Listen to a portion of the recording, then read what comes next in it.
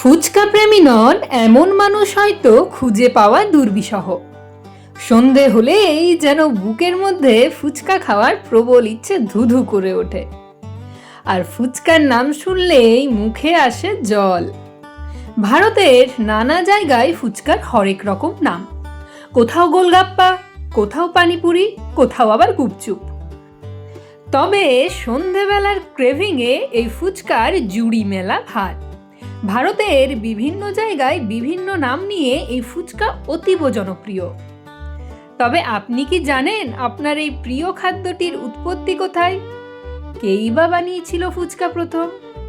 যদি জেনে না থাকেন তবে আজ আপনাদের জানাবো ফুচকার ইতিহাস।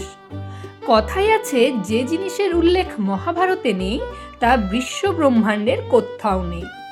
যথারীতি একইভাবে ফুচকার আবির্ভাব মহাভারতেরই সময়কালে।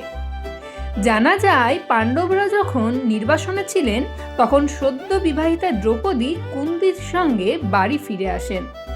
সেই সময় কুন্তি তাকে পরীক্ষা করার জন্য অল্প পরিমাণে আলু ও বেশ পরিমাণে আটা দিয়ে তার 5 ছেলের ক্ষুধা নিবারণের জন্য খাবার তৈরি করতে বলেন। তখন দ্রৌপদী একটি বড় লুচি তৈরি করেছিলেন এবং তার মাঝে আলুর পুর ভরে দিয়েছিলেন। মনে করা হয় সেটিই বিশ্বের প্রথম ফুচকা। আবার অনেক গবেষক মনে করেন ফুচকার উৎপত্তি পূর্বের মগধ সাম্রাজ্য, যেটি বর্তমানে পশ্চিম মধ্য বিহারে।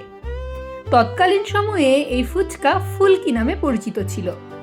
এছাড়াও নানা ধরনের খাবারের সন্ধান পাওয়া যায় সেই সময়কালে।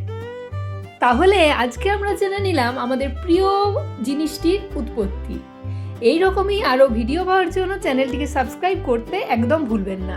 ভিডিওটি ভালো লাগলে অবশ্যই একটা লাইক করে দেবেন। নমস্কার।